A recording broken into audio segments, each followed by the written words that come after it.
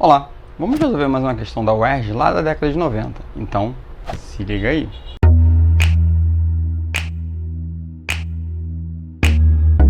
Questão número 2. Observe as regiões já achuradas do plano cartesiano, que corresponde aos pontos que satisfazem o sistema de equações abaixo. Calcule, letra A, o ângulo formado entre as retas R e S. Então, o que nós temos aí é um sistema de equações e essas figuras no plano, que representam as equações listadas por esse sistema. Por isso que eles têm menor ou igual, maior ou igual, porque você está também considerando as equações que compõem cada uma dessas figuras que eu coloquei aqui do lado, que eu vou precisar dessas informações para resolver o problema. Quando você tem as inequações, significa que você não está considerando todo o plano, e sim regiões do plano.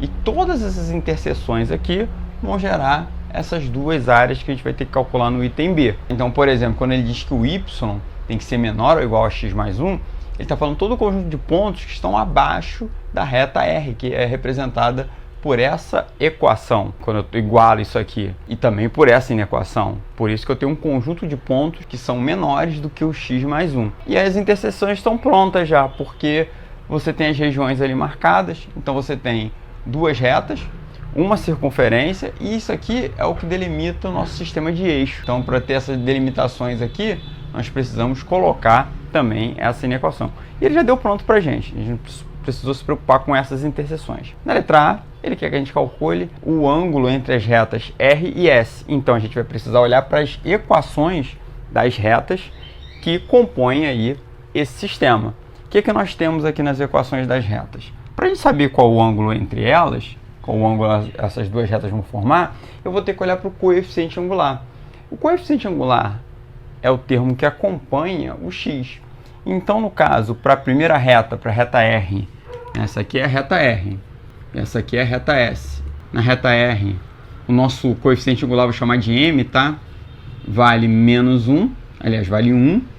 E na reta S, que é uma reta bem conhecida, essa retinha aqui que passa pela origem do tipo y igual a menos x, é conhecida como uma reta bissetriz dos quadrantes ímpares.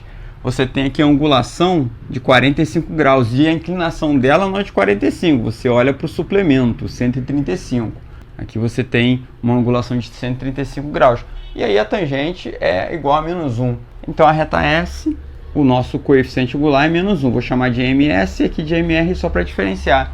E aí é o seguinte, quando o produto entre os coeficientes angulares de duas retas é igual a menos 1, significa que elas são perpendiculares, ou seja, elas formam um ângulo de 90 graus.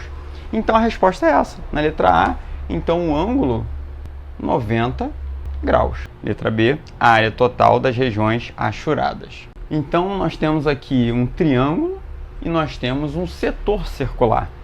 Eu vou começar primeiro pela área do triângulo, e essa questão é interessante que ela tem várias formas de você fazer. Eu vou usar o método tradicional de base vezes altura dividido por 2 para calcular a área do triângulo. Então, primeiro calculando aquela área 1 ali, eu vou até calcular usando a mesma cor, a área do triângulo vai ser base, e eu vou eleger alguém ali para ser a minha base, vezes a altura dividido por 2.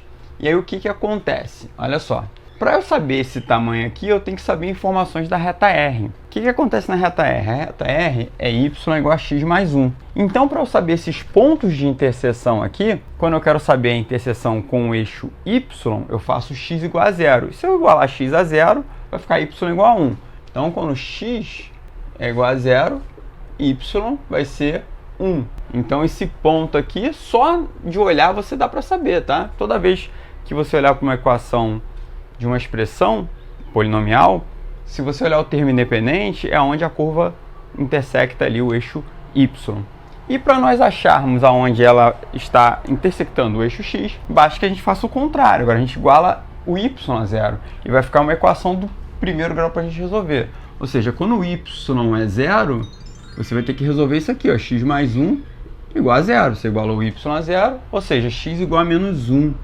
Então a interseção ali com o eixo das abscissas dessa reta é x igual a menos 1.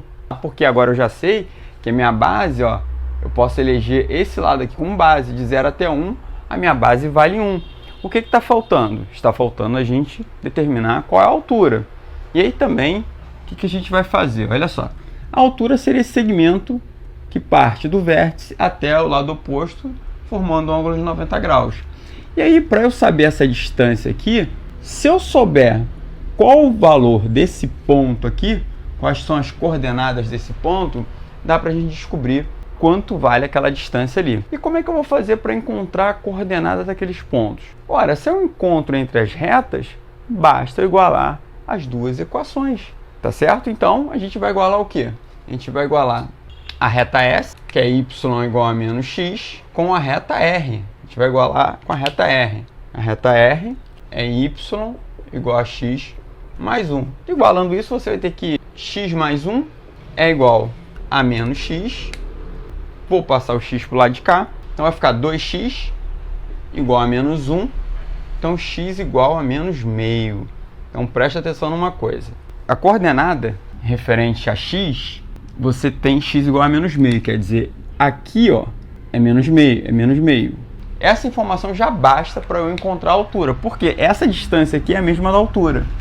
Então eu já tenho ali o valor da altura em módulo. Quando a gente está trabalhando com áreas, a gente vai considerar todo mundo ali em módulo, se der negativo. A gente tem distâncias. Se eu quisesse descobrir qual era o valor da ordenada, era só pegar o menos meio e substituir em qualquer uma das equações. Quando x for igual a menos meio, substitui nessa aqui, ó, mais fácil. Vai ficar menos meio, y igual a meio. Só que eu não preciso nem dessa informação. Então, se aqui é menos meio, essa distância aqui, que é a altura, é menos meio, então a altura é meio. Logo, a minha área do triângulo,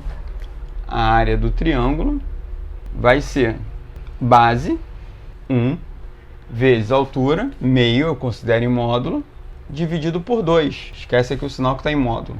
O que nós temos ali? Que a nossa área, então isso aqui, a área do triângulo, você vai pegar meio e dividir por 2. Quando você divide meio por 2, você tem 1/4. Então isso aqui, 1/4 eu vou deixar como fração mesmo, tá? Centímetros quadrados, que é a unidade. O que falta nós determinarmos agora? A área desse setor circular. E assim, não tem muito que você decorar para calcular a área de setor circular, porque o que acontece? Na verdade, o setor circular, ele é uma parte da área do círculo. Então, o que nós temos aqui? Nós temos uma parte do círculo. O círculo, para você calcular a área do círculo, nós temos aqui a área vai ser π vezes o raio ao quadrado. Basta nós sabermos qual ângulo, né? Qual ângulo nós temos aqui para sabermos em quantas partes esse círculo foi dividido. E aí, olhando para a figura, a gente vai precisar das informações relativas também à circunferência, porque se essa circunferência é x ao quadrado mais y ao quadrado, não houve deslocamento do centro, então as coordenadas dela no centro é 0, 0, e a figura mostra isso. E o raio não é 4, o raio é um número que elevado ao quadrado deu 4, então o raio é 2. Então essa distância aqui, ó, isso aqui é 2, isso aqui é 2, e falta nós acharmos esse ângulo, tá? E eu não precisava nem ter achado os dois raios ali, né? Só um só já bastava. Esse ângulo aqui, ele é o ângulo que a reta y igual a menos x faz ali com o sistema de eixos.